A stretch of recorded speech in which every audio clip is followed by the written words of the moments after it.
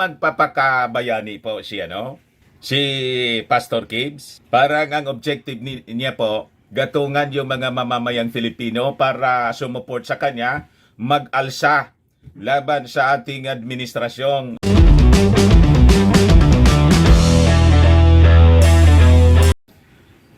Si Pastor Gibbs, mga kababayan, just a few hours ago, nagpalabas po ng statement, official statement mga kababayan, tungkol sa kanyang kinasadlakan ngayon. Alam na ninyo na yung Congress at saka yung Senado nagpalabas na po ng subpena. Sa Senado, yung kinainbultuhan niya mga kababayan, kinasangkutan niya na mga malalaswa, biktima yung mga dati niyang members na mga kababaihan at saka yung latest na testimony galing sa kanyang hardinero na nagsusupply siya ng mga baril sa dating Pangulong Digong, sa kay Inday. Sa Congress naman po, yung dating issue sa SMNI, yung violation sa franchise, nagwawala po si Pastor Gibbs sa kanya pong official statement. Mahaba po yung kanyang mga sinabi, umabot ng more than 36 minutes po. Boses lang po, mga kababayan, yung kanyang pinarinig, published by Sunshine Media. Mga kababayan, yung kanyang istasyon. Through social media po, matindi po yung kanyang mga sinabi. Gusto nang maging Bonifacio. Pangungunahan daw niya yung bansa para labanan yung evil government ng ating Pangulong Bongbong. Pagkatapos ni Lisa Marcos, inaakyo si Lisa Marcos at si President Bongbong saka si Martin Romualdez, mga kababayan, na nagsasabuatan para daw siya ligwakin at nakipagsabuatan sa Amerika, sa CIA, sa FBI. At may mga plano daw na ipa-assassinate siya. Kaya siya ngayon nagtatago, pero nandito pa daw siya sa Pilipinas. Pinababantayan daw mga kababayan yung lahat niyang mga compound. At dahil doon, hindi daw siya papayag na ganun-ganun na lang. Tatayo siya as leader ng ating bansa. At inakyus pa mga kababayan, yung ating Pangulong Bongbong Marcos na mga mangkukulam na. Saka si Lisa Marcos po, nag-sex urges daw at nagagamit ng kung ano yung mga sinasabi po ni Digong. Nagtaka ka pa niya Mr. Marabila, si spiritual advisor ni Mau Diggs. Yung mga ginagamit pong terminologies, likwat, gorgor, yung tulad ng ginagamit ng yung dating supporter ng ating Pangulong Bongbong na vlogger na biglang bumaliktad po na nandun sa Amerika. Ayun, mga kababayan, pag pinakinggan ninyo yung kanyang statement po, mga terminologies na ginagamit, alam na kung sino yung source ng mga information nung nakabase sa American vlogger. Ganun na ganun ang linya ng kanyang mga pamamahayag, pati yung mga pulburon. So, kino-confirm lang nga nila mga kababayan kung sino yung source ng mga propaganda laban na mga kababayan sa ating black propaganda laban sa ating Pangulong Bongbong Marcos. Hindi ba? Sinapian daw yung ating Pangulong Bongbong Marcos ng masamang espiritu. Tawag na nga po, Eudemon.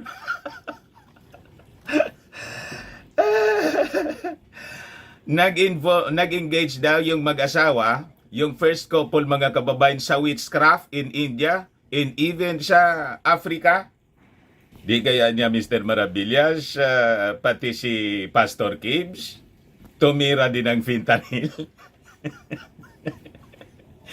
Kasi pare-parehas po, mga kababayan, kung mag-behave, pare-parehas ng dating Pangulong Digong, pati sa mga pananalita. But before ko mga kababayan iparinig sa inyo yung audio po, click subscribe muna dito sa ating YouTube channel and hit the notification bell para lagi po kayong updated sa mga kaganapan dito sa ating bansa at para hindi malason ng mga black propaganda, lalo na ito pag napakinggan ninyo ito Kung wala kayong malakas na pananampalataya, malamang malason yung isipan ninyo. Kaya winawarningan ko kayo muna. Huwag kayong pagogoyo. Ha? Huwag kayong pagogoyo sa mga statement. Pero iparinig ko po sa inyo. So, click subscribe muna po and like and share na rin po ninyo ng ating video. At wag na rin po ninyo na skip yung ating mga commercial ads para tuloy-tuloy lang ang pag-unlad ng bagong Pilipinas. Sa mga naghahanap po ng malinis and spacious fitness gym, punta lang po kayo sa aming Colossal Fitness Gym. We also offer Grab Car Rental with our brand new 2023 model ng Toyota Innova. We also accept booking for those who are planning to travel via PAL, Cebu Pacific, and other airline companies, and bills payment for Meralco Bills, Aleco Bills, PLDT, and etc. Kahit saan po kayo gusto na mag-travel, pwede na kayo magpa-online booking po dito sa amin. Bumili ng ticket. Pati sa mga hotels po, nagbo-booking po kami. May Paymaya kami, may bayad center na rin po. Ang Colossal Fitness Gym is located at 3rd floor, Security Bank Building, Lanco Business Park, Legazpi City, Albay. For inquiries, look for Jilon Maravillas, contact number 0966-802-0949. Ito po yung aming Innova, nakaservice siya ngayon. Lagi na pong matao dito sa amin. Na-set up na rin po yung aming mga bagong gym equipment. May treadmill na rin po kami.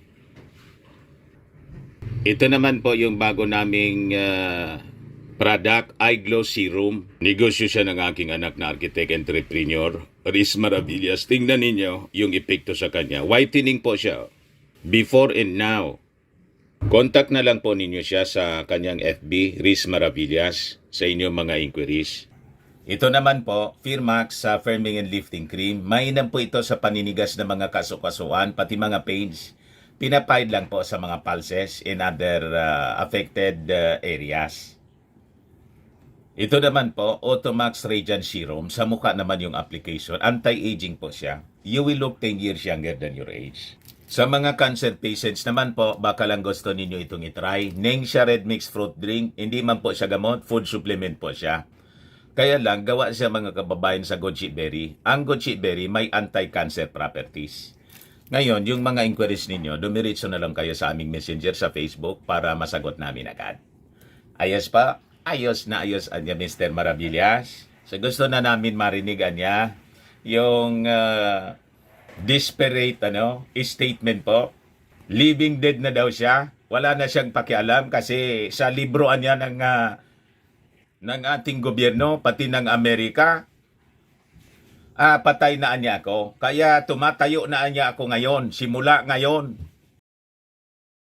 Magpapakabayani po siya, si Pastor Kibbs. Parang ang objective niya po, gatungan yung mga mamamayang Filipino para sumuport sa kanya, mag-alsa laban sa ating administrasyong Bongbong. Tapos tinamo pa yung ating Pangulo, sinumbatan. Yung isimin na yan, tumulong sa inyo para manalo kayo. Pagkatapos niya, ito yung gagawin ninyo sa amin. Pinipersecute ninyo kami. Ang totoo niyan mga kababayan, sumikat sila yung SMNI. Hindi man masyado pakilala yung SMNI. Ginamit nila yung presidential forum, yung presidential debate. Nag-organize sila para sumikat. Wala mang manonood sa kanila. Mga kababayan, kung hindi po nag-attend yung ating Pangulong Bongbong Marcos, in-invite nila. Di ba? Yung ating Pangulong Bongbong naman po as a candidate, pinagbigyan. Pero kung sila yung magkiklaim na nakapagpanalo, malayo po sa katotohanan, ilan ba yung members nila? Ilang milyon? 5 million? Ang boto ng ating Pangulong Bongbong Marcos, 51 million. Kasi napakarami po na mga Marcos loyalist. Yon ang katotohanan niyan. Sila po sumakay during the election.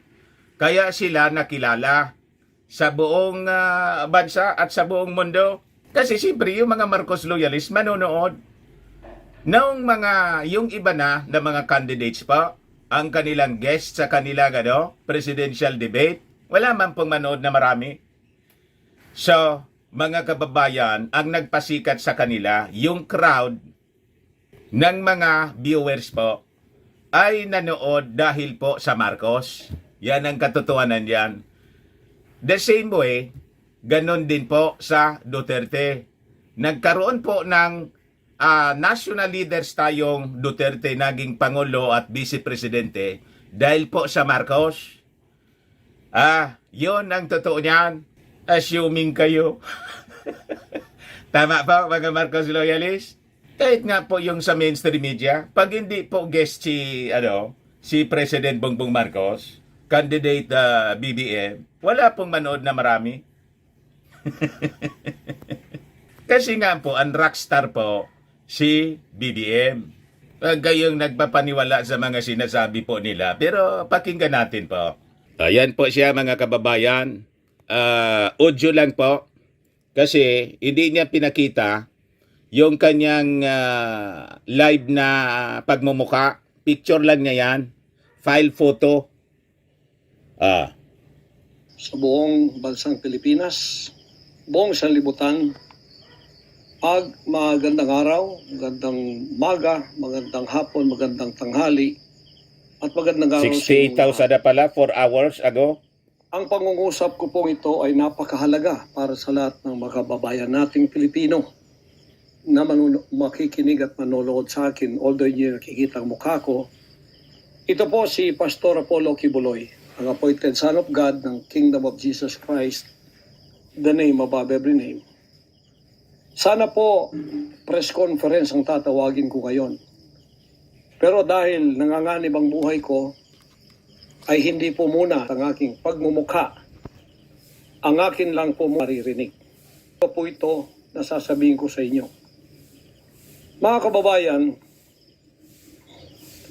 mula po noong 2018, ako ay linis at ang aking kongregasyon na walang dahilan, ginawan kami ng kaso doon sa bansang Amerika.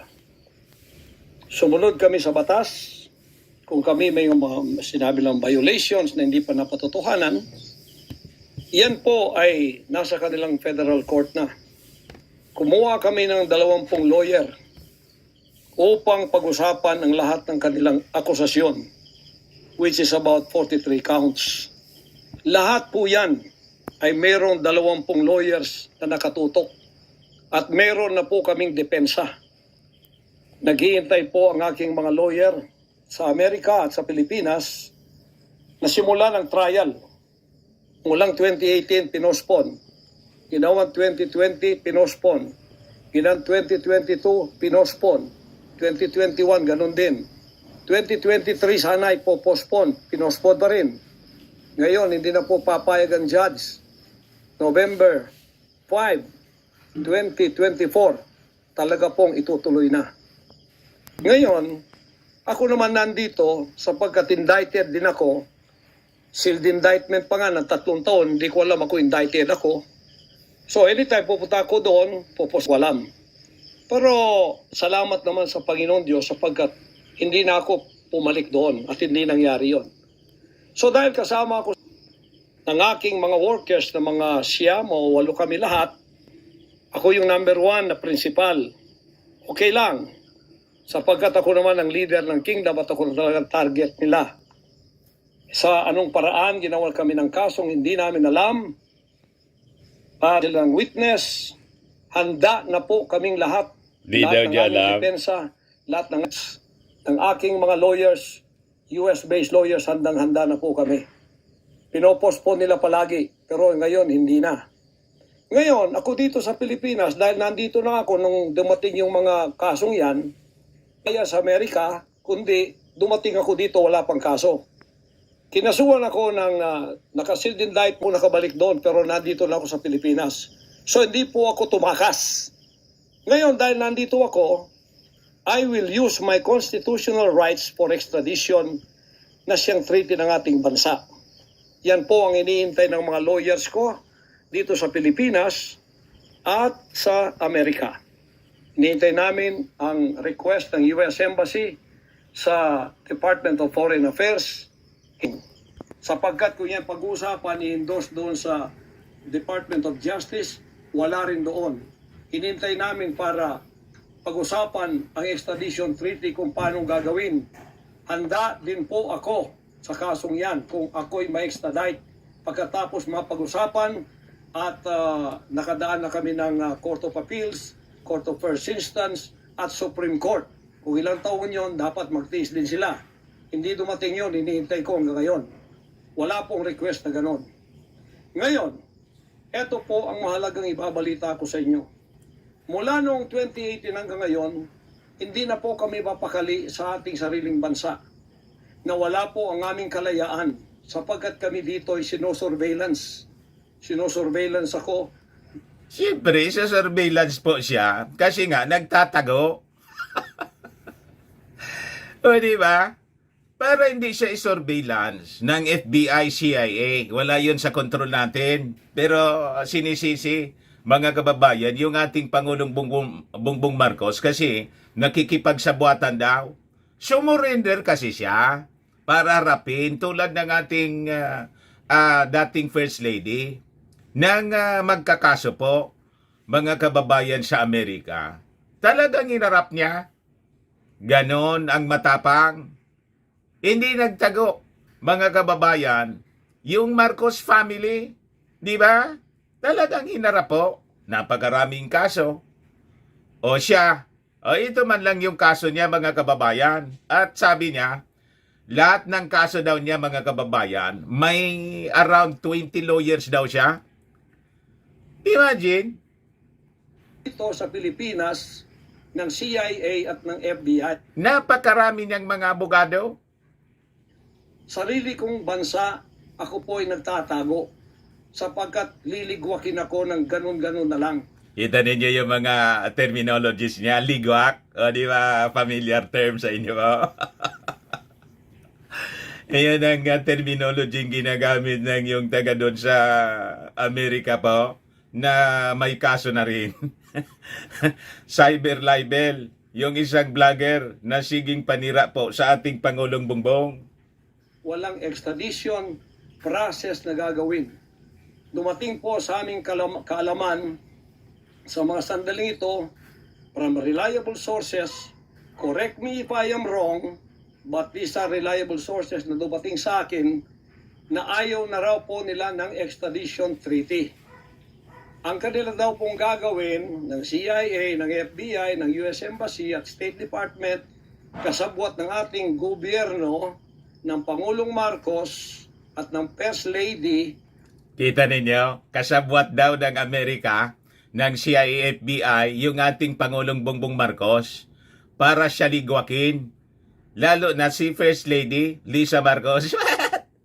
Kita ninyo yung mga direksyon ng kanilang mga statement, propaganda. Same script, mga kababayan. Talagang isang grupo lang sila.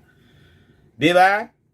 Kung sino pa man ang nasa gobyerno, ako ay rendition ng kanilang gagawin. Rendition, ang ibig sabihin po, execution na lang. Ang rendition, ang ibig sabihin po, anumang oras pwede lang pasukin ang aking compound at ako ay kidnapin. It's not only rendition, but also elimination. Yun. Gusto daw siyang ipa-assassinate, elimination. Ganon katindi, kaseryoso yung kanyang mga pinagsasabi, mga kababayan. If it is possible, pwede nila akong i-assassinate. So, nandun po sa dalawang yon, kidnapping or assassination. Ang term niya, kidnapping, assassination. Imbis po na arrest.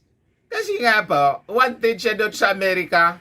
Siyempre, magko-coordinate yun sa mga bansa kung saan siya nagtatago. And in this case, dito sa Pilipinas siya nagtatago. Killing talaga, murder. Yun po ang dumating na balita sa akin ngayon from reliable sources. Reliable sources daw. Hindi man sinasabi kung sino. O ganun ang kanyang mga statement po. Kaya, mula 2018, alam na po namin na may gagawin sila. Hindi lang namin alam kung paano sapagkat ang hinihintay namin ay extradition sapagkat yun ang treaty natin. Ngayon, ito pong gagawin nila dahil hindi na sila dadaan doon ay illegal. Kidnapping or elimination or assassination. Di po ba sa atang sariling bansa ang aking constitutional rights na wala na? Sapagkat ako po ay binigay na sa kamay ng mga banyagang ito ng ating sariling gobyerno ni Pangulong Marcos at ni First Lady Araneta Marcos. Ibinigay na daw siya. Anong ibinigay na hindi ka man nga matagpuan kung nasaan ka? O, di ba? Sumuko ka sa ating pamalaan, magpakita ka, then baka pwede kang samahan pa ng ating Pangulong Bongbong Marcos. I-turn over ka mismo sa embassy ng Amerika for your safety. Parang yung deal mga kababayan, yung offer sana ng ating Pangulong Bongbong Marcos kay Tevez, kaya lang nagtago. Pag ikaw ay nagtago, siyempre, iwa-wanted ka. Di ba ganun yon? Kung hindi ka magtatago, hindi ka nagtatago, di hindi ka wanted. Ang wina-wanted po kasi yung nagtatago. Inormal po sa alinmang gobyerno na pag alimbawa wanted ka, may mga authorities na magtitik-tik sa'yo. Iso-surveillance ka siyempre. Para i-arrest, hindi para i-kidnap. Yung term niya po, kidnapping assassination. Yung sinasabing assassination, siyempre, pag lumaban ka sa mga authorities, armado yan, tulad ng ginawa ni Maudigs doon sa mga alleged drug addicts. Lumaban niya kasi. Ayun, na EGK. Di ba? Ganun lang po. Pinapaliwanag natin kasi sa totoo lang, ito po, full of propaganda, paninira, full of, ang tawag dito, libelous utterances against the first family. Huwag kayong magkaila kung totoo itong sinasabi ko. Angkinin nyo. Kung hindi, i-correct ninyo ako. Sapagkat ang buhay ko ngayon ay nanganganib. Kahit mukha ko, hindi ko pwedeng ipakita sa inyo. Bakit naman mukha hindi ipakita pagkatapos? May picture ka. Di ba? Yung live mo hindi mo pinakita pero may picture ka. So ano yon? Anong pagkakaiba ng picture mo sa actual mong pagmumukha? Di ba po, mga kababayan? Sapagkat ako ay binigay na ninyo sa kamay ng mga Amerikano. Binigay? Nasa kamay ka na ba ng mga Amerikano? Nagtatago ka nga. Paano kang ibinigay? Di ba? Gagawin nilang gusto lang gawin sa akin sa aking sariling bansa. Ang aking 11 compounds, araw-gabi, sinosurveillan ng drone. Siyempre, sa surveillance tulad ng ginawa ng Amerika kay Osama Bin Laden. Sinurveillance nila, inoperate. Ganon ang Amerika. Wala yun sa kontrol ng ating Pangulong Bongbong Marcos of any government. Mga kababayan, that's how America, how powerful the US government. Kuan sila po, world police. Yan pwede mong gawin, isurrender mo yung sarili mo at may mga abogado ka man lang na mga abogadong di kampanaryo, hindi lang di kampanilya, kampanaryo na yung dala. Nagawa ng pamilya Marcos noon na naidefensa at napawalang sala kasi hindi siya guilty. Anong rason na son of God ka? Powerful? Napa-stop mo nga na yung earthquake? Stop! Di ba yun sabi mo? Kaya tumigilan niya yung lindol. Pina-stop ko niya. Wala ka bang paniwala sa iyong sarili na ikaw yung appointed son of God? Uobra ba sa'yo yung assassination na sinasabi mo? Di ba hindi yun uobra? Kasi appointed ka. Talaga niya, Mr. Maravillas. Ako po, yung argumento ko, yung mga statements ko, galing din sa kanyang mga previous pronouncements. Binabalik ko lang po sa kanya. Bakit ka nagtatago? Bakit ka natatakot? If you are an appointed son of God, walang rason na magtago ka. Di ba si Jesus Christ, son of God, pinalitan mo na nga, nagtago ba si Jesus Christ? Di ba hindi?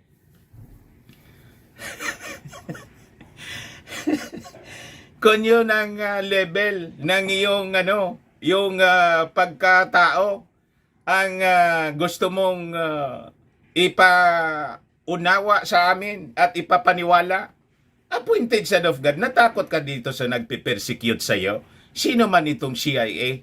Sino man yung FBI? Sino naman si President Bongbong, si Lisa, si Martin Romualdez as against the appointed son of God? Di ba wala silang panama? Oh, yung mga Marcos never na nagtago. Nung sila kasuhan ng close to 1,000 cases. Si Imelda Marcos mismo umarap sa trial sa Amerika, sa New York, the trial of the century. O bakit kayo, hindi man po appointed sa daughter ng Diyos si Mrs. Marcos, pero hindi natakot? Hinarap niya. Bakit? Naniniwala siyang hindi guilty. Kung kayo ay naniniwala hindi kayo guilty, and you are the appointed son of God, harapin ninyo. Hindi kayo tatabla ng bala. Yung sinasabi ninyong gusto kang ipa-assassinate, hindi ka tatablan yan. Kasi nga, appointed son of God ka. Tama ba ang ating mga argumento? Kasi pag magtago ka, di ibig sabihin yan, duda ka kahit doon sa statement mo mismo that you are powerful, appointed son of God, anointed ka eh. Duda ka, kaya ka nagtatago. Harapin mo, sumurrender ka, you seek the assistance of the President, imbes na i-accuse mo. Tawagan mo, manawagan ka ngayon, Mr. President, I am surrendering. I am submitting myself dito sa investigation ng Senado. I am submitting myself dito sa trial na gustong gawin nila sa akin sa Amerika. Tulungan mo ako na makamit ko ang fair trial. Ganon. Hindi yung nananawagan ka na ngayon ng revolusyon. You want to topple the government of Bongbong Marcos. Gusto mong mag-Bonifacio, magpakabayani, tulad ng gustong mangyari ni Digong ang gusto mong mangyari. Lalo mo niyan nilulubog yung sarili po ninyo, Pastor Kibbs. Sino bang nag-advise niyan sa inyo? Na imbes masolusyonan yung problema na kayo din naman yung may mga gawa niyan. Tapos, nilulubog yung sarili ninyo. Wala kayong pagkakaiba sa inyong kaibigan na si Digong. Kung nanahimik na sana siya, nag-retire, hindi na dumaldal ng dumaldal, wala siyang problema ngayon. Ayan tuloy. Nagka-interest tuloy na yung ICC, mga kababayan, ay ipurso yung investigation. You see? Kayo yung may gawa ng mga problema ninyo eh. Hindi po kami makatulog, hindi kami mapakali. Bakit hindi kayo makatulog? Na yung peace of mind, galing yan sa ating Panginoon. And you are the Son of God.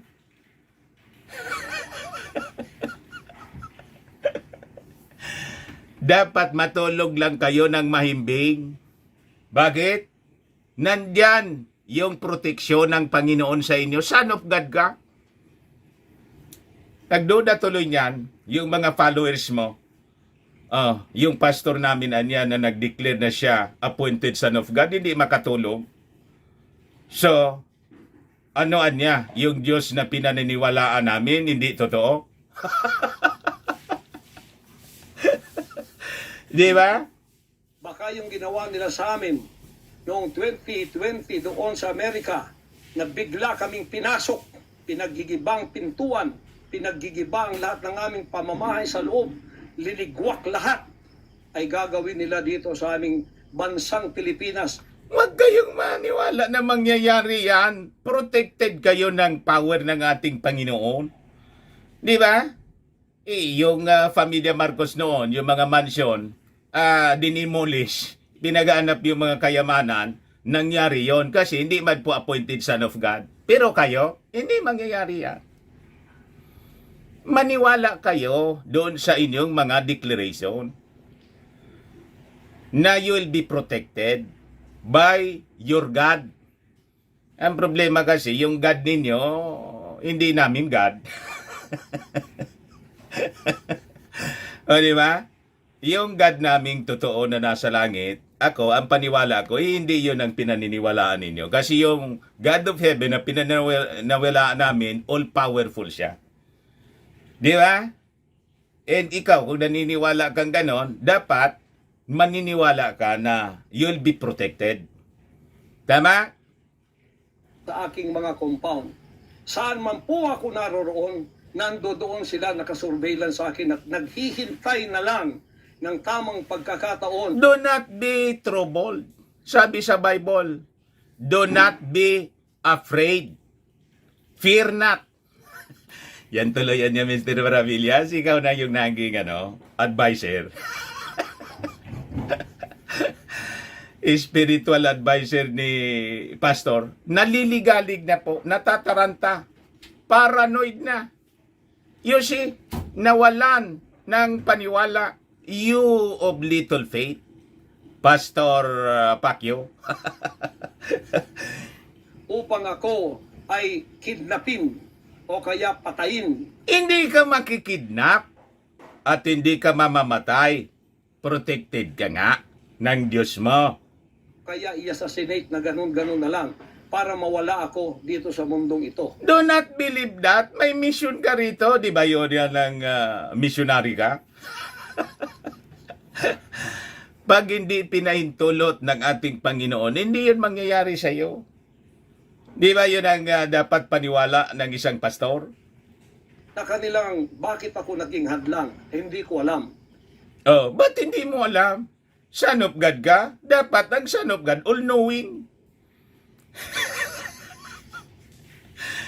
Omnipotent, omnipresent, omniscient. Kaya nakakaduda po na talagang hindi ka man yata appointed son of God. Gawa-gawa mo lang yata yan. Claim mo lang.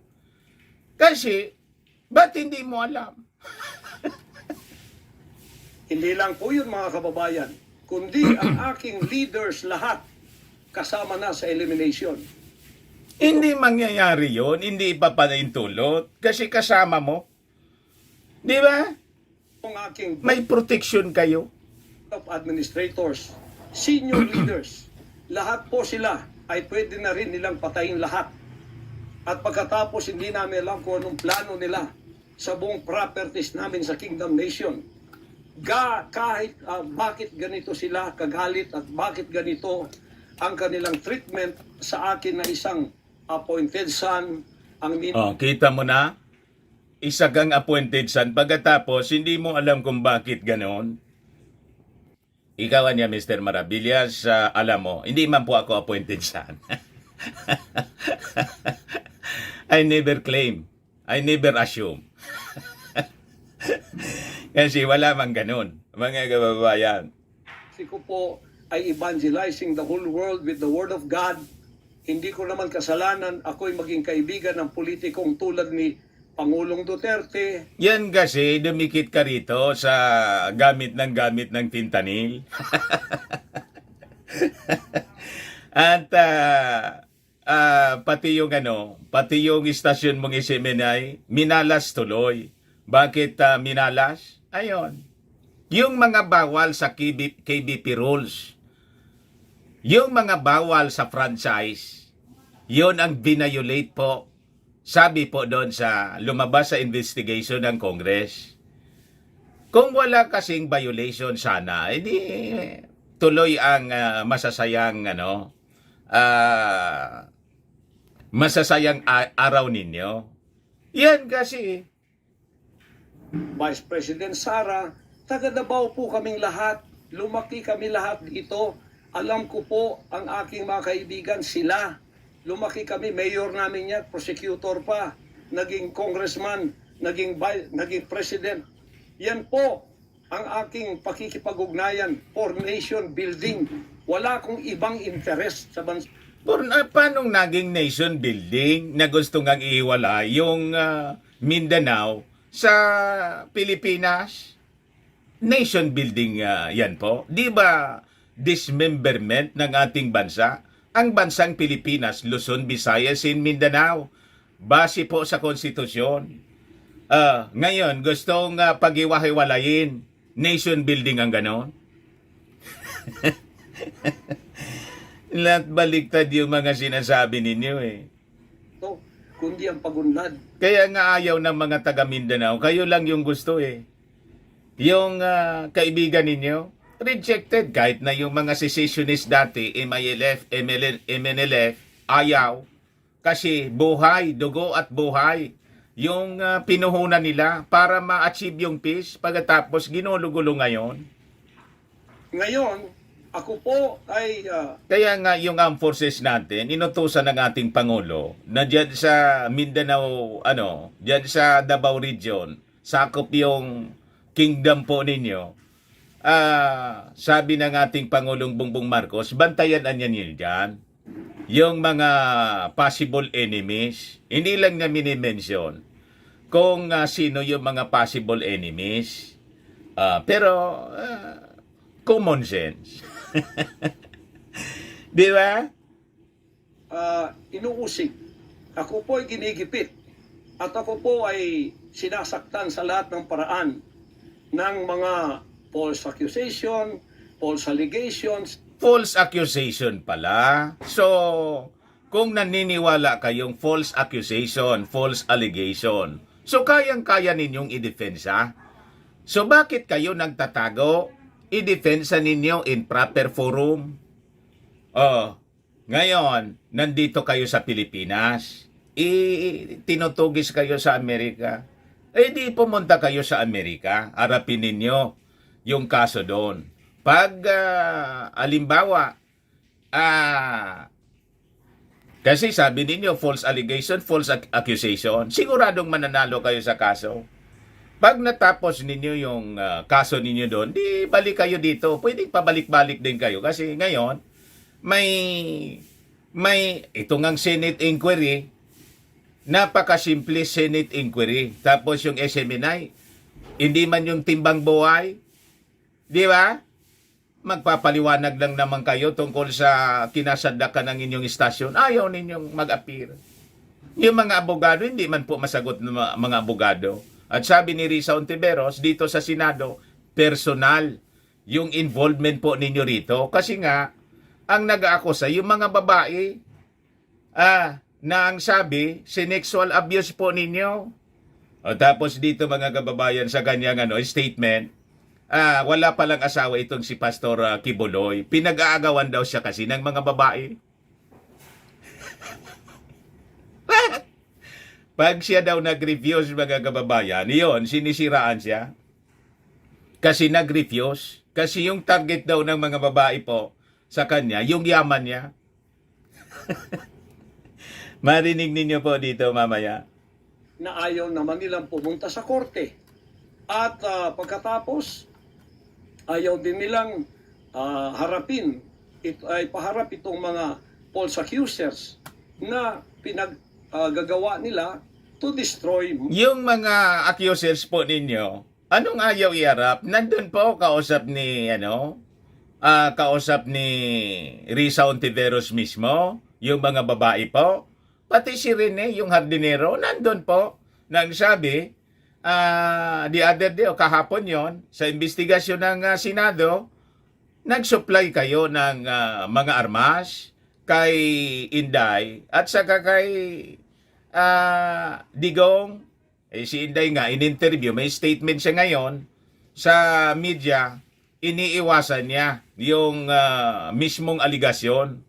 Ang sagot ni Inday, malayo sa tanong. Sinasabi lang niya, hindi na daw siya nagtataka kasi ganon, Pag ang vice presidente daw po, sinisiraan talaga. Hindi man po direktang sinagot yung akusasyon ni Rene. Reputation para idamay sila Duterte, family, doon sa kapupuntahan ng mga investigasyong walang kakwenta-kwenta. Hinamon ko na kayo, punta kayo sa korte. Ayaw ninyo, ikaw, Risa Hontiveros, ikaw, kayong Hindi man pwede pumunta sa korte si Risa Hontiveros kasi senador siya at nagreklamo sa kanya sa Senado bilang Chairman Committee on Women and Gender Equality. Siyempre, as a senator, yun ang gagamitin niyang binyo, yung Senado.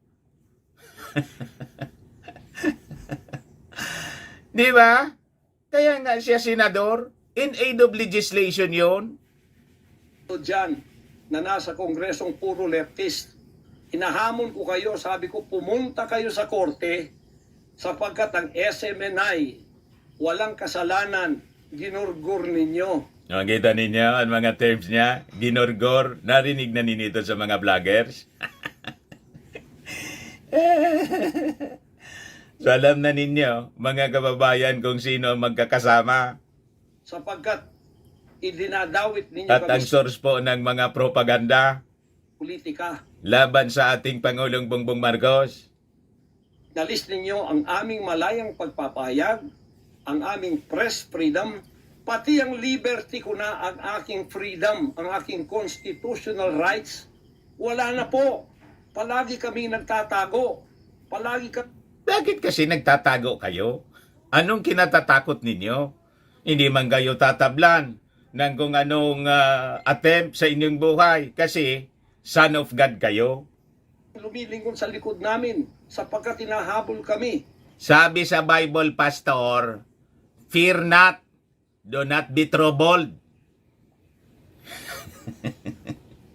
Nakapalibot sa amin ng mga CIA, alam namin yon. Hindi obra yung CIA, FBI sa inyo. Anak ng Diyos kayo, son of God. BI nandyan din. Pinag-usapan na ito dyan sa State Department. At ang reliable sources dumating sa akin. Ang ulo ko po ngayon, may patong na $2 million or 100 million pesos. Nasaan man ang document na nagsasabing gano'n yung patong sa ulo ninyo? Wala mang ganyang lumabas na balita. Ay, mga kababayan ko, may nabasa kayo niyan kahit sa periodiko o narinig ninyo sa telebisyon, sa radyo o kahit lumabas sa social media. Ikuha nga niyan ninyo baka lumampas sa aking research. Ang ipinatong sa ulo ko, baka yan ay madagdagan pa kung may maunang makapatay sa akin. Ano nga? Hindi kayo tatabla ng bala kasi nga yung lindol nga hindi umubra, napa-stop ninyo. Yung bala po, mapa-stop ninyo, gaganunin lang ninyo, stop! O, dito hanggang dito lang yung bala. Sa bansa natin, ngayon mga kababayan, ay meron pa pong gagawin daw sila sapagkat meron na daw silang search warrant.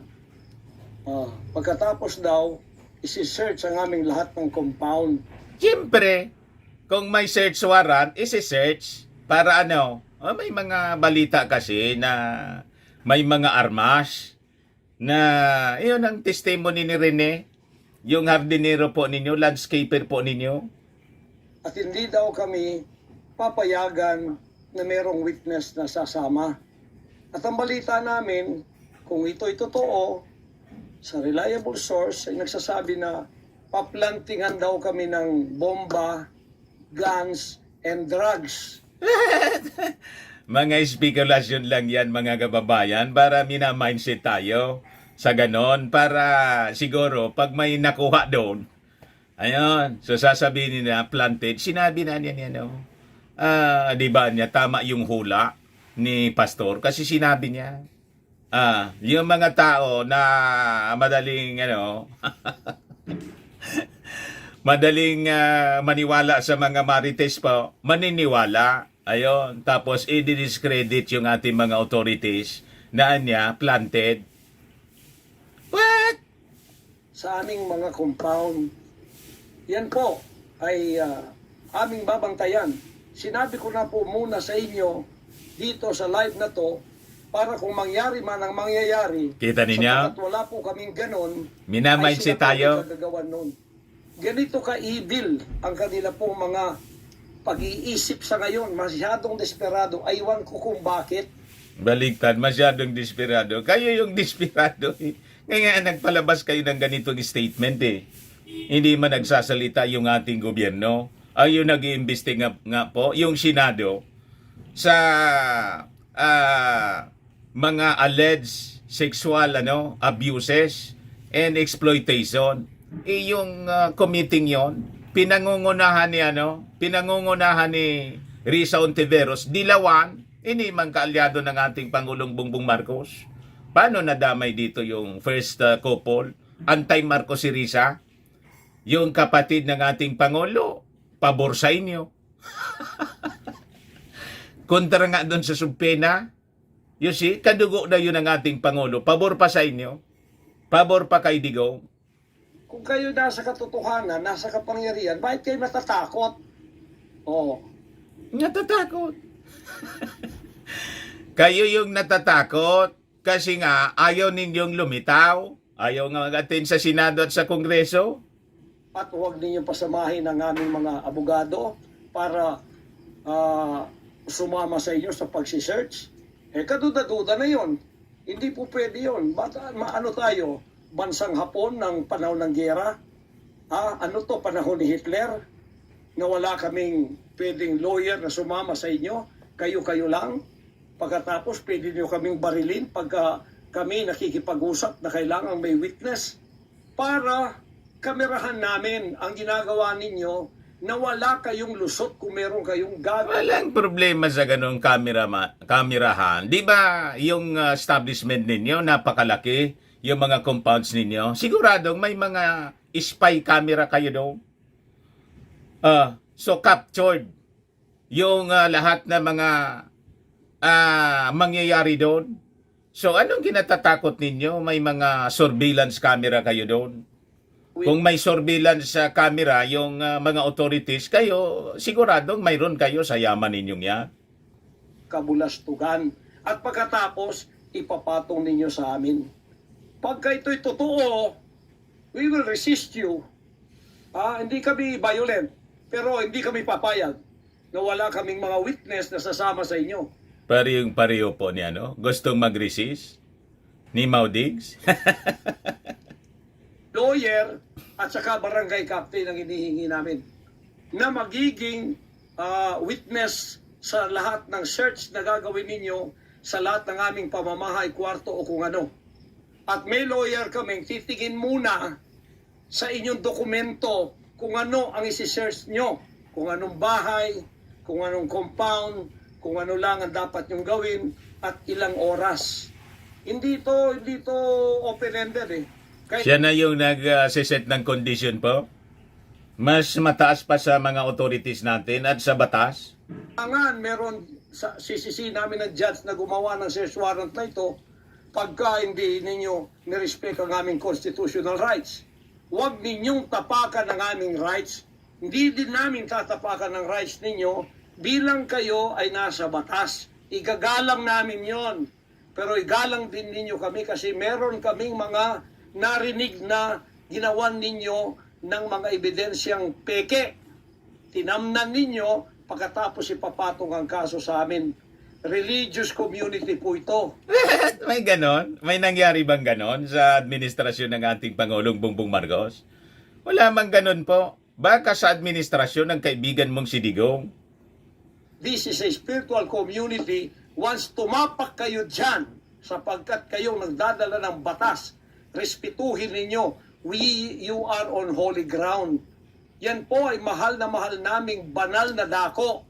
Huwag ninyong lapastanganin. Pero hindi namin kayo pipigilan kapag may search warrant kayo. Pero hindi kami papayag na hindi kami makakasama ng kasama namin, hindi makikialam sa inyo. Titingin lang sa lahat ng gagawin ninyo. Kasi hindi na kami kumpiyansa sa gobyernong ito. Gagawa sila ng paraan para kami ay bigyan ng kasalanan. Yan po, babantayan natin yan. Pag hindi sila pumayag, then siguradong magpa-planting sila ng evidence. Pag pumayag sila, then fair ang laban. Minamindset na po na pag may nakuhang ebidensya doon, planted. Di namin sila pakikialaman, titigin lang ang aming mga witness na mga lawyer at saka barangay captain. At kung sino man ang mga witness na nandoon mula sa aming side, kasi nandoon sila. Hindi na pwede gawin wantonly ang kanilang gagawin doon sa aming mga compound na wala kaming witness. Because they can do anything to implicate us, to plant false evidences and charges against us. Ganon ang aming mga paningin dito. Kaya huwag ninyo kaming pigilan para pantay ang laban natin. Kasi nakikita namin na ang pamamahalang ito ay hindi na po matuwid. Biro ninyo, ginikipit kaming ganito, wala namang kaming ginagawa sa bansang ito. Sinabi ko na muli, hindi kami nagdi-deal ng drugs. Hindi kami violenting tao. Sino naman na nag-accuse sa inyo na nagdi-deal kayo ng drugs? Ang testimony doon, gun running, di ba? Tapos sexual abuse, wala mang sinasabing drugs. Kami terorista, mangangaral kami ng mga salita ng Diyos. In fact, dito sa aming compound sa Tamayong, kami ang nakapagbigay ng peace sa mga kababayan nating sinisila ng CPP and PNDF, tinatakot at pinapatay.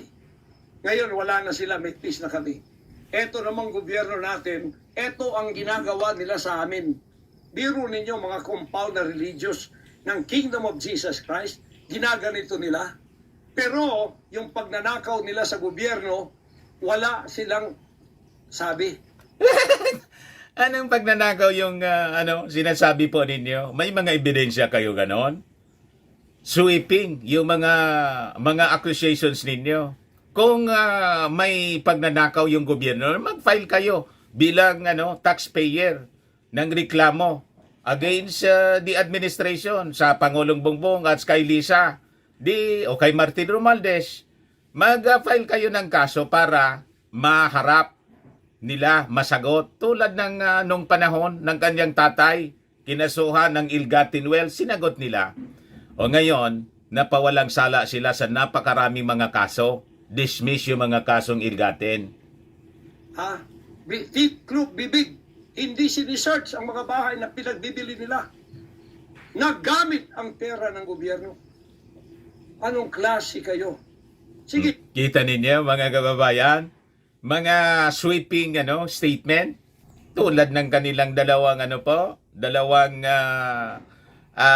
tawag dito, host ng programa, si Badoy at si Ka Eric, nang imbestigahan po ng Congress. Ayun, fake news pala. Ayan tuloy, nadiin yung isiminay.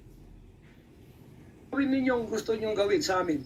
Pero kami tatayo sa aming constitutional rights. Whatever happens. Tatayo ako sa kalayaan ko sa bansang ito na pinakamatyan ng aking mga national heroes. Yan mga kababayan, bantayan po natin. Hindi po ako magpaparesto sapagkat ako po ay siguradong papatayin. Kasi rendition na ang kanila, hindi na po extradition. Kaya wala na akong kalayaan at wala na po akong depensa sa sarili ko, kundi ang Panginoong Diyos lamang. Kung paano itinago ng Diyos si Elijah sa evil woman na si Jezebel. Yun naman pala, huwag kayong matakot. Itatago kayo ng Diyos yung paniwala Nang nagpakain sa kanya ay mga ibon na lang. Ganon din ang gagawin ng Diyos sa akin.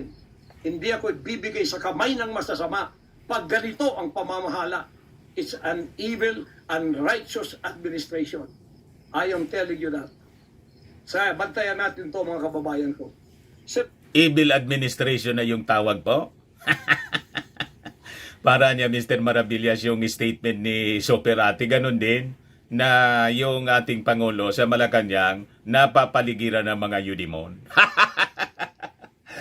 Baga brainwash na si Soperati din, dinoktrina Pastor Kibbs. 53 years na po ako. Magse-74 years na ako dito. Lahat ng administrasyon na daanan ko na. Lahat ng mga naging pangulo. Mula kay Diosdado Macapagal.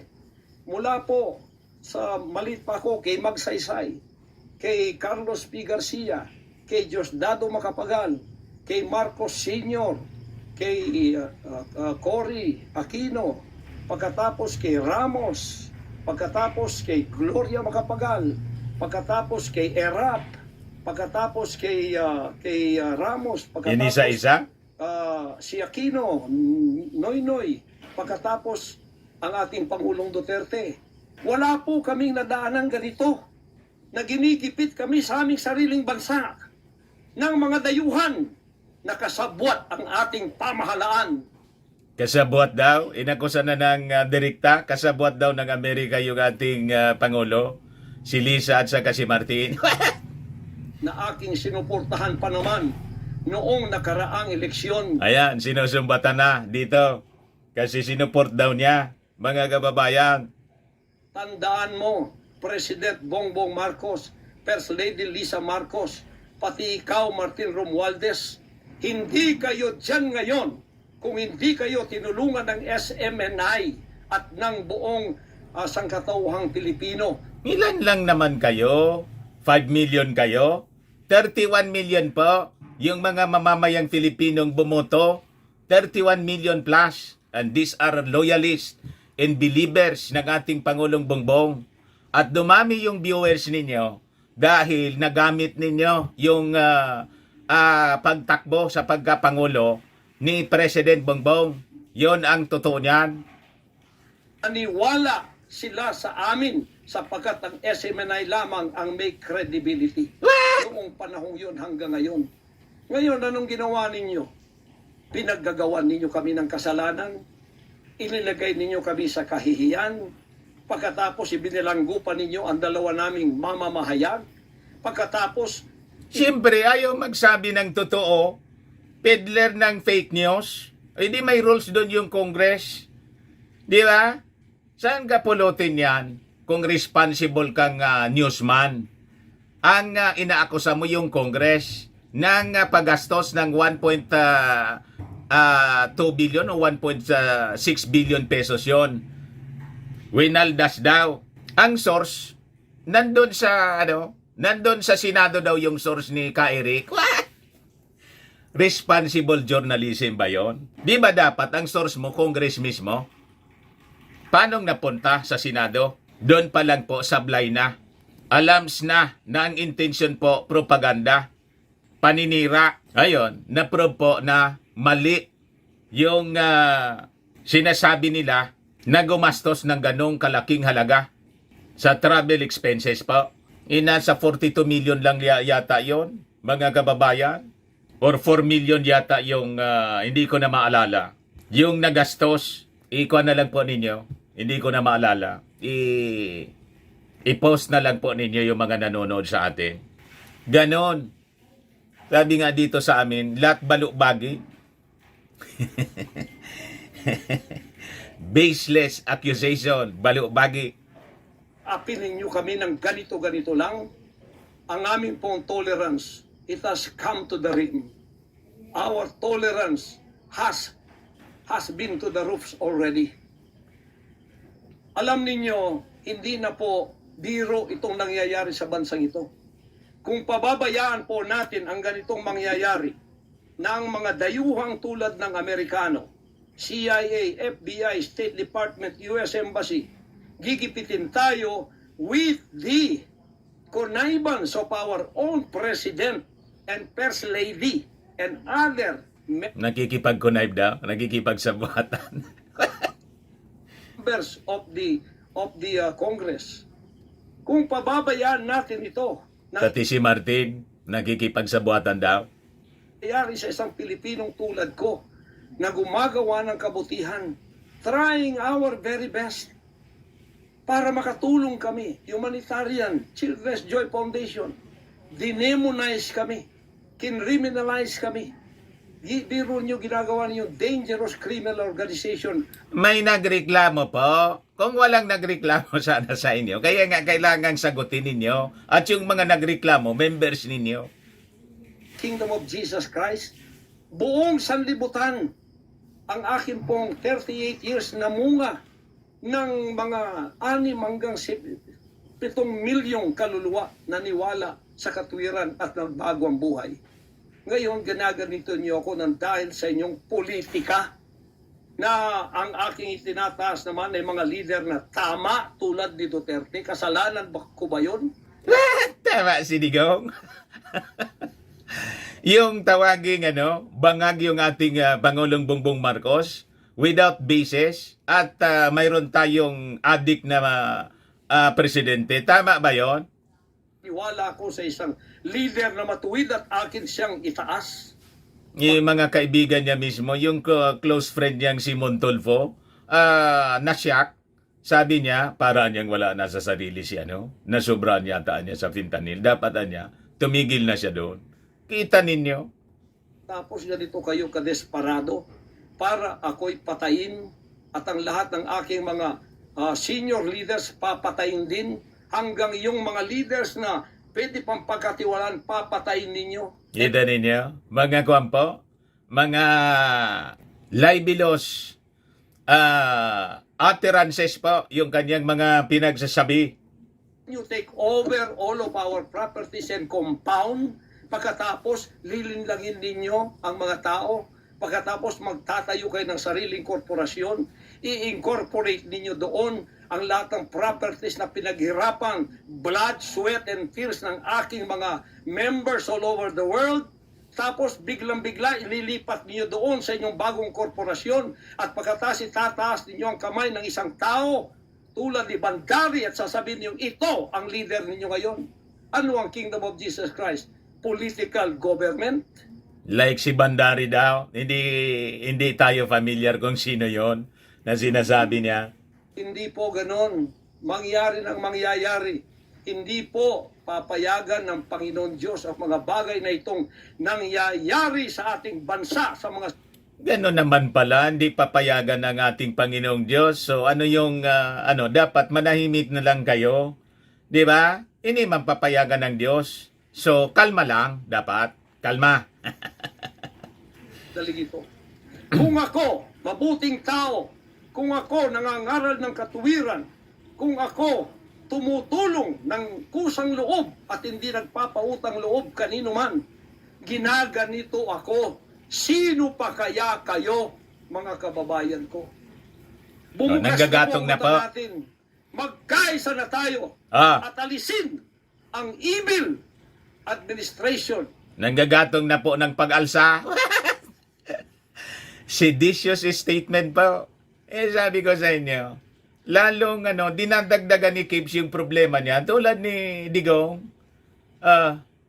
Di ba, mga kababayan, kaya natambakan sila ng mga kaso, mga pag-iimbestiga. Kasi sila mismo yung gumagawa ng kanilang problema. Ito, seditious statement. Pag narinig ito ng ating mga authorities, papag-aralan ito ng mga abogado. Sasabihin naman, pinipersecute sila. Seditious statement po ito. Na ito na siyang ginagamit ng masamang espiritu upang ang kadiliman Ginagamit na daw ng masamang espiritu yung ating Pangulo. ay bumalot sa buong bansang Pilipinas. Alam ko, mahal ninyo ang Pilipinas, mga Pilipino. Naghihintay lang tayo ng tamang pagkakataon. Meron pa bang ibang pagkakataon? Tingnan niyo nangyayari sa Kongreso. Tingnan niyo yung korupsyon. Tingnan niyo yung droga. Mismong Pati daw sa Congress, may droga na. Hanggang bumapasok po sa trouble si Diggs. ating presidente, mismong O si Diggs, si Kibbs. pamilya, inakusahang druggists, inakusahang mga drug addicts. Wala tayong ginagawa. Mismong Pangulong Duterte na nagsabi niyan. Mismong naririnig natin araw-araw, durugista siya. Pagkatapos, kami pa ngayon ang inaapi at So ibig sabihin niya, gusto niyang maniwala tayo sa sinabi ni Digong. Yung mga kaibigan nga niya, hindi maniwala. sa aming paglilingkod? Pagkatapos sila ay mga kriminal na So ang tawag na sa ating Pangulo at mga kasama, mga kriminal na. Patunayan ninyo sa husgado yung mga sinasabi ninyo, di ba? nakaupo dahil may kapangyarihan. Kami ngayon ang liligwakin nila.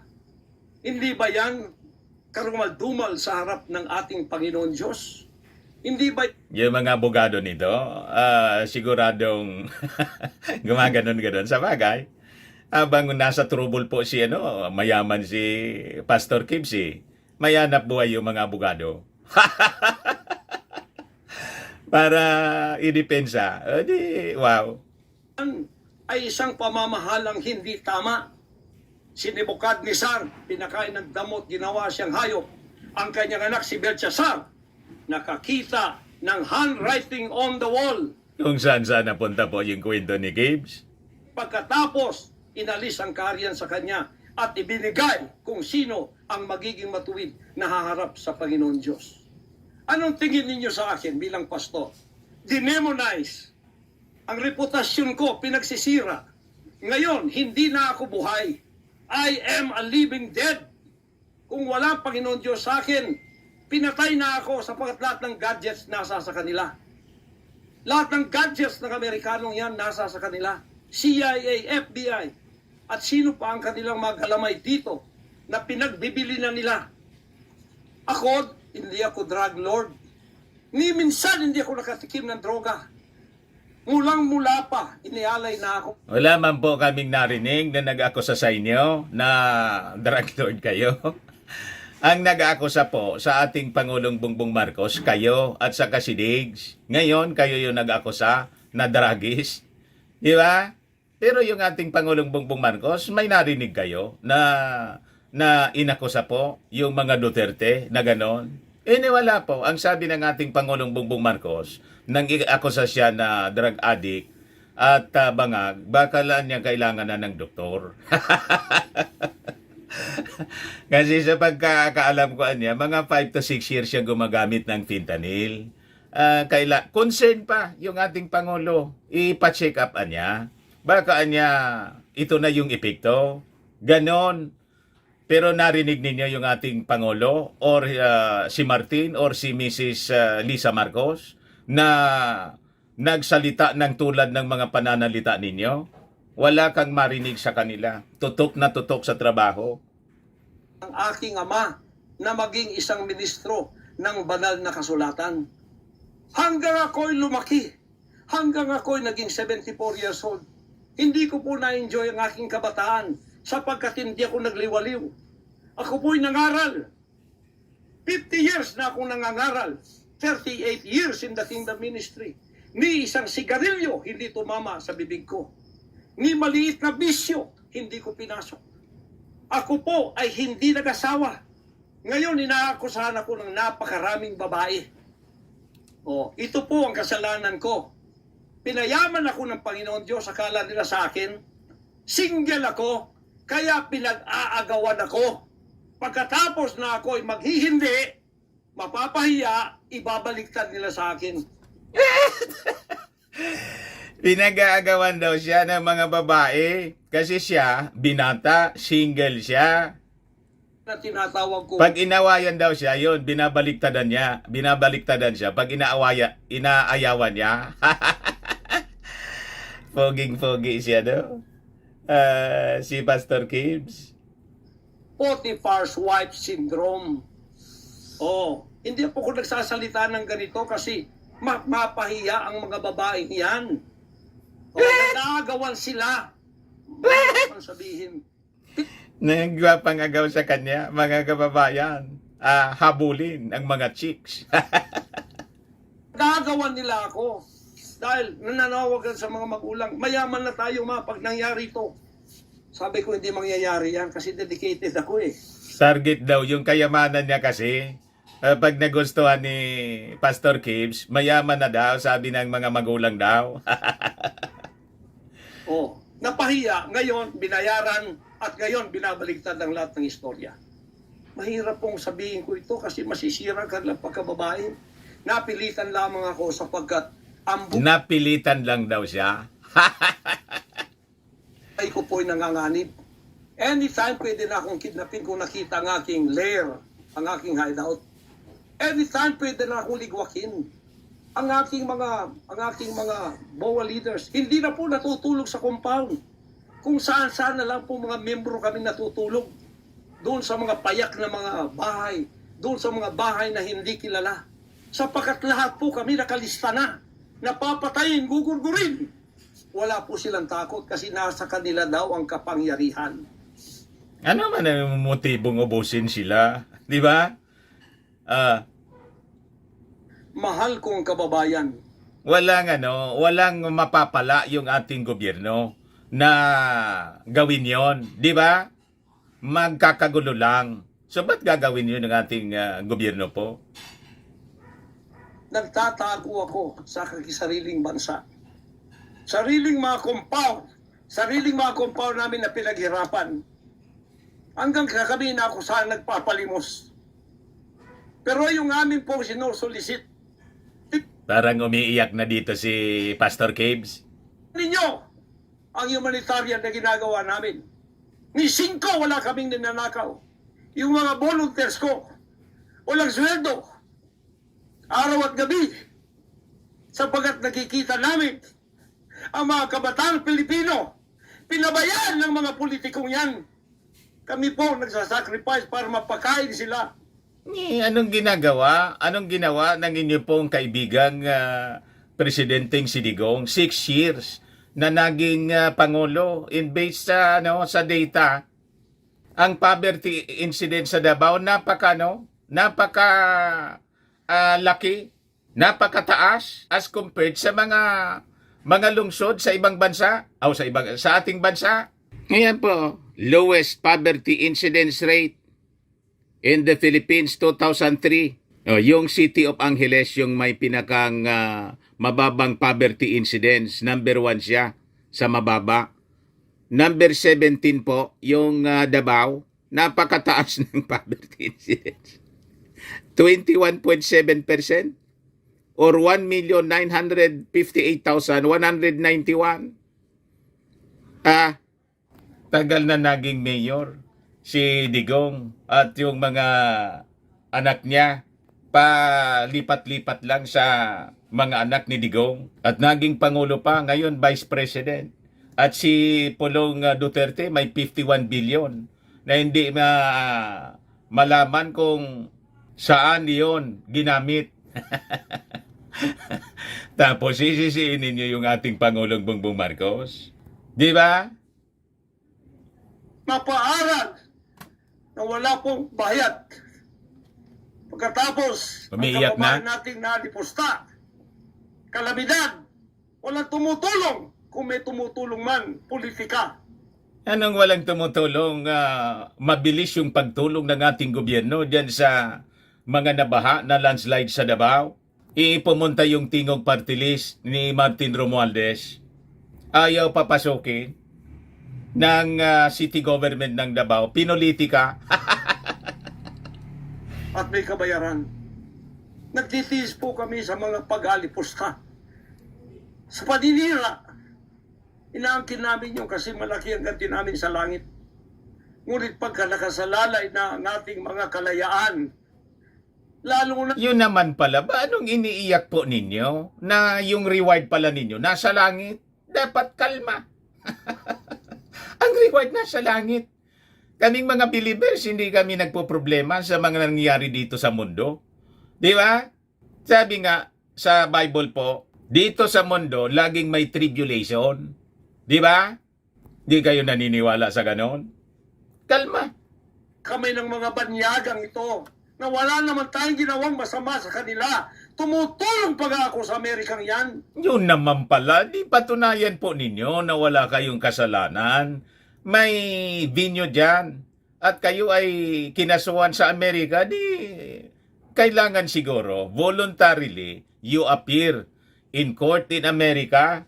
Ganun lang po. I-turn over ninyo yung sarili nyo sa FBI. Gusto ninyo, with full coverage para maiwasan yung sinasabi ninyong takot ninyo na baka kayo igorgor. Di ba? Nagdodonate ako doon sa malalayong lugar tulad ng Apalachian na hindi Tsaka hindi kayo tatabla ng gurgur. Son of God. nag-aral ang mga bata. Bumili kami ng napakalaking library para sila'y makapag-aral. Mga Amerikano po yan. Kinikilala ba nila yon? Kung nagseselo sila sapagkat ako'y umusbong sa bansang Amerika, problema na po nila yon.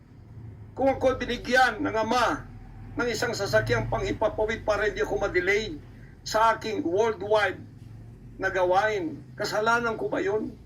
Kung ako binigyan ng pampalipad na helicopter dito para mapuntahan ko lahat ng aking satellite sa buong Mindanao, Pilipinas, kasalanan ko ba yon? Kasalanan ko ba na ako'y magkaroon paralan para makapag-aral ang mga bata na walang bayad? Wala naman pong nagsabing kasalanan ninyo yon. Di ba? May nag-akusa ba sa inyo na yung mga sinasambit ninyo po na mga bagay-bagay na blessing sa inyo, naging kasalanan ninyo? Wala mang nag-akusa sa inyo ng ganun. Alam ko bang mayroong SMNI? Ang inaakusa sa inyo, yung sexual abuse. At yung ngayon, yung iniimbestiga sa Senado. Para hindi mabayaran at pagkatapos itong salot na CPP-NPA na marami pinatay ng mga members ko, ministro, at iba pang mga inosenteng Pilipino for 54 years ay magsasalita ng katotohanan na Wala man po kaming, walang kontrol yung ating gobyerno sa CPP-NPA. Kalaban nga yan ang ating gobyerno po. So, anong problema ninyo yon sa Kasi lumaban din kayo. Di ba? Hindi niyan ninyo kasi ilinagay na lang sa responsibilidad ng ating gobyerno. Kasi sila yung may obligasyon yan. As taxpayer, you have to rely it to the might of the government. Ganon. natatakot. Ngayon kami ang tinatakot ninyo, nililigwak ninyo. Anong klase kayo? Kung hindi kayo tatayo ngayon, mga kababayan ko, sapagkat ako'y living dead na, wala nang kwenta itong buhay ko, iaalay ko ito sa bansang Pilipinas. Wala na daw yung kwenta yung buhay niya. Declaration ninyo yon. Paano nangyari na naniwala kayong walang kwenta yung buhay ninyo? Na sign of God nga kayo. Pag son of God, valuable ang buhay. So hindi kayo naniniwala sa mismong statement ninyo? Ako ang mamumuno upang tayo ay magkaroon ng kalayaang muli. Siya na daw yung mamumuno po. So baka po siya yung maging leader ng revolutionary movement. Yan ang banta mga kababayan ni Pacquiao. Unang-una sa aking kababayan, sa Kingdom Nation, sa aking mga leaders na papatayin din, at sa lahat ng Pilipino nagmamahal ng kalayaan. Tatayo ako! At ako ang mamumuno sa Siya daw ang mamumuno. You see, mga kababayan, talagaan niya Mr. Marabilia, seditious statement na. ito para sa katwiran at takot sa Diyos, para ibalik ang ating kalayaan at ang ating kaligtasan mula sa kamay ng mga banyaga na pinakamatyan ni Rizal, ni Bonifacio. Gayon lang. Anong hindi malaya na, tingnan mo nga, nakakapagsalita sila ng malaya, yung SMNI nga, kahit suspendido, nandyan sa social media, very active, hindi man po nagbabago.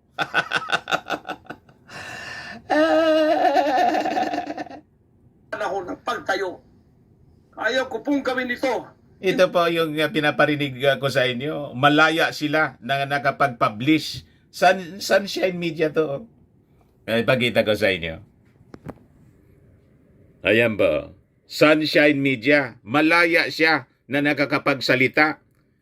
36.51 minutes po. Walang interruption. Free na makapagsalita ng kanyang mga gustong sabihin. Ako politiko. Ang misyon ko ay isang pastor, isang alagad ng Diyos. Yun naman pala. Bakit pumasok kayo sa issue ng mga politika? Pastor kayo. Dapat ang pastor po hindi nag-involve sa mga politika tulad ng sinasabi natin. Ako consistent yan sa mga pari na sila na yung nangangampanya. Di ba? Yung mga dilawan po. Mismo nang sa mga katedral po, nangampanya, si Lenlen, against tayo kasi may separation of church and state. Ngayon, sasabihin ninyo, pastor kayo, wala kayo sa politika. O paano kayo na sadlak sa politika kung hindi kayo pumasok? Lagi ninyong kasama mga politiko. Hindi man preaching yung inyong, yung mga preaching ninyo, laging may halong mga politika. You see? So ito yung ginasadlakan ninyo ngayon. So ginusto ninyo yon.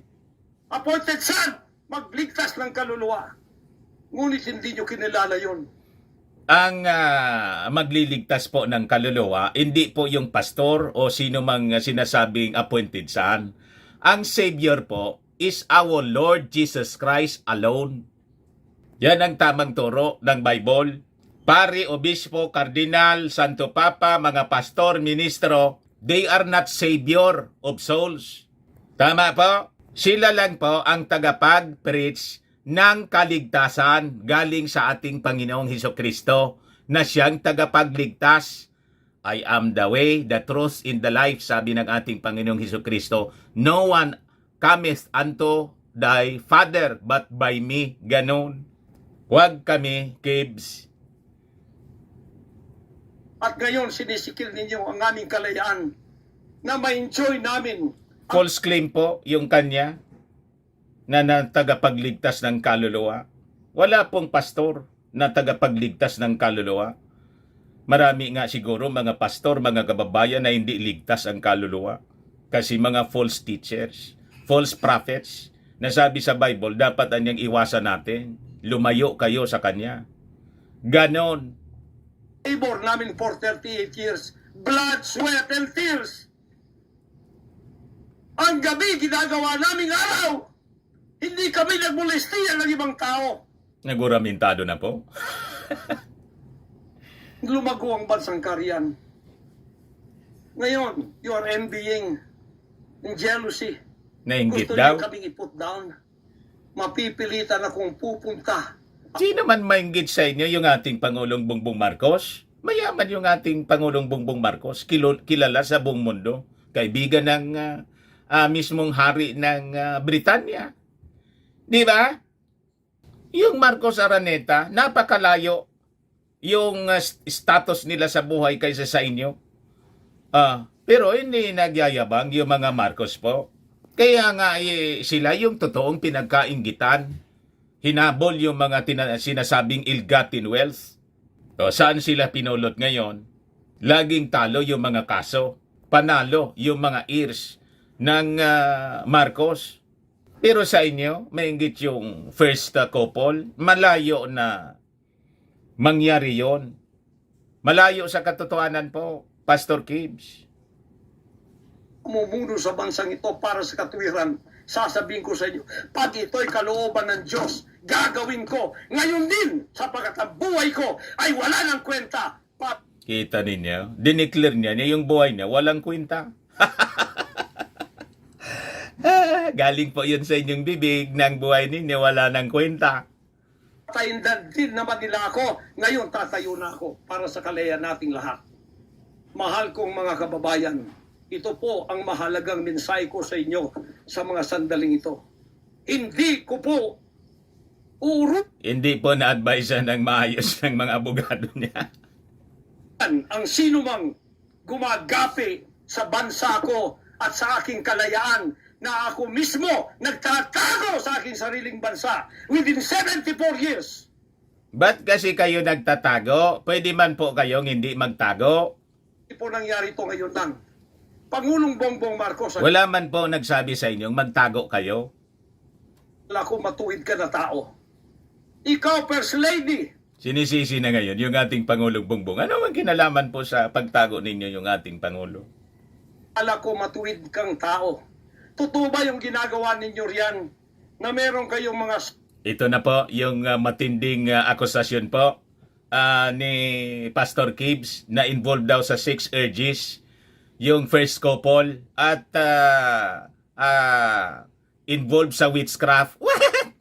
Pakinggan po ninyo. Orgies. At meron kayong mga drug session na nagliligwak kayo ng drug. Sumisingot kayo ng drug habang nagsesek. Sinisensor ko po baka. Pakinggan na lang po ninyo yung original nitong pinablish ng Sunshine. Puputol-putulin ko po, baka mamiligro yung channel natin dito eh. Orgies kayo, totoo ba? Totoo bang kayo ay mga session matindi? na kayo ng bud Nagbobodo daw? expert from Africa, pagkatapos mga witchcraft sa India at ang inyong session Martis Nung ano-ano pinagsasabi, nawala na sa sarili. at pagkatapos Biyernes Nagsisession daw Martes, pagkatapos Biyernes. Budo. Ginawang mangkukulam yung ating first couple po. dyan sa Malacanang upang inyong Sa Malacanang mismo daw yung ginagawa. aswagin Para daw aswangin, witchcraft. Ako, Vice President para daw aswangin siya, yung Vice Presidente, si Inday. Sara at Pangulong Digong at ang Pati si Maudigs, para daw aswangin, gumagamit na ng budo, witchcraft. Naging manggukulaw na po yung first couple. Ganon katindi yung talaga niya, Mr. Maravillas. Tumira yata. Tumira din ang yung tinitira ni Maudigs. ng tutol sa inyong paglilingkod. Biro ninyo, naging demons na kayo. Nag-worship na daw sa Udimon. Worship na kayo kung totoo man ito. Hindi man siya sigurado kung totoo man daw. So, iwan ko kung sino yung nagsabi. Baka yung source ng tagado na vlogger sa Amerika.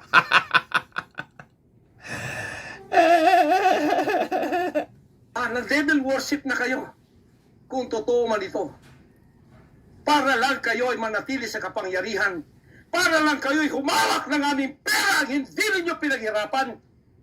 Kami po ay nagbibigay Matindi pa. ng taxes. Lahat ng aking kingdom materials from China, may taxes lahat yan! Parang tama yung sabi. Sino ba yun ang sabi? Parang si Risa Ortiveros na parang may tama. May mga tama. Mga kababayan. Si Risa yata yun. Yung tinanong, parang yung may tama. Milyon-milyon ang aming binabayad. Ngayon, ginagawa pa ninyo sa amin ito. Yung mga ganito po, parang si Senior Aguila, ganon din, yung mga pananaw sa buhay. Matuwid ba kayo? President Bongbong Marcos, Lisa Marcos, makinig kayo. Totoo ba na gumawa kayo ng aksyon kasama ng FBI na ako ay nyo nang ipaligwak at binigay sa kanilang kamay? Kaya't sila'y gumagawa ng ganito with impunity sa aking sariling bansa. Kung ganyan ang ginawa ninyo, I will not honor you. I will not respect you because you did not honor me and you did not respect me. You are no longer worthy to be our trusted leader. Mabuti pa, hanggang maaga pa, Bongbong Marcos, Lisa Marcos, Martin Romualdez, bumaba na kayo sa posisyon. Pinagre-resign po. Tulad ng sinabi ni Baste. So, kita ninyo kung saan nila, kung saan nila niluluto yung agendang ganon. Sa Davao mismo po. You see? Mag-resign na kayo sapagkat hindi hihinto ang tinig na ito habang naririyan pa kayo.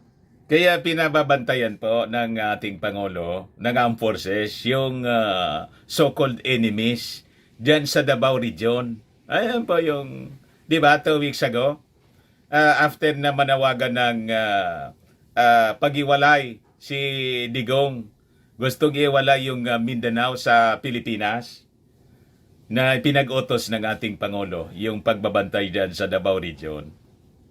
Mga kababayan, tatayo ako sapagkat patay naman lang din ako. Tatayo ako hanggang buhay pa, hanggang may hininga pa ako para sa natitirang buhay ko ay magkaroon naman tayo ng boses at magkaroon ng kahit munting kalayaan na lang mula sa mga banyaga na kasabwat ang mga makapiling Pilipinong ito na itinayulat. Baligtad na mo, ay makapili po yung ating Pangulong Bongbong, the first family, si Martin, yun na yung makapili. Baliktad na po. Ang mga makapili po, yung mga pro-China. Yan ang katotohanan niyan. Sa kapangyarihan, akala natin ay maasahan natin sila. Mga demonyo pala. Sorry to say that, but that is the truth. If that is not the truth, then tell me. And you cannot judge me. You cannot condemn me. I am dead already. I am a living dead in your book. Patay na daw siya.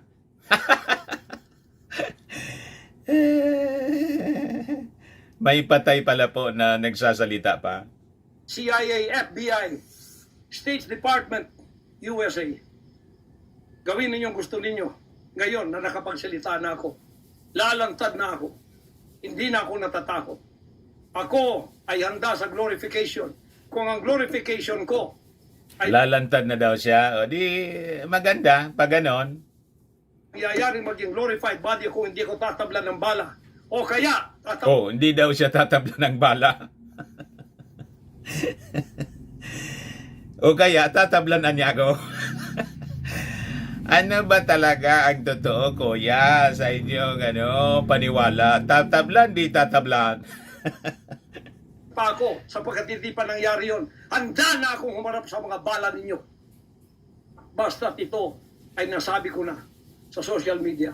Huwag ninyong ligwakin ito para sa bansang Pilipinas ito. Mahal ko po kayong lahat. Pagpalain natin ang ating bansang Pilipinas. Pagpalain tayo ng ating buting Diyos. Pagpalain at ipigay natin ang lahat ng kapangyarihan sa Kanya. At tandaan ninyo ito, hindi mananaig ang kadiliman sa bansang ito habang may boses na ganito. Sumunod po kayong lahat at tayo ay magkaisa ngayon para itaas ang bandila ng kalayaan ng ating bansang ibinigay ni Rizal ang kanyang dugo. Ibinigay ng ating mga heroes ang kanyang dugo. So Ngayon, gustong palabasin niya, tutularan niya yung mga national heroes natin, si Bonifacio, si Rizal. Magiging kuwan po siya, magiging martir. Yun ang minamindset sa atin po. itong mga slaves na to ay hawak ang liig nila ng mga banyaga at tayo ay ipinagbili na sa kanila.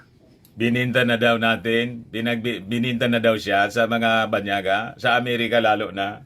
Hindi ako papayag hanggang ako'y may buhay at hilinga. Total, patay naman din ako sa inyong libro. Okay na ako sa buhay ko. Masaya na ako.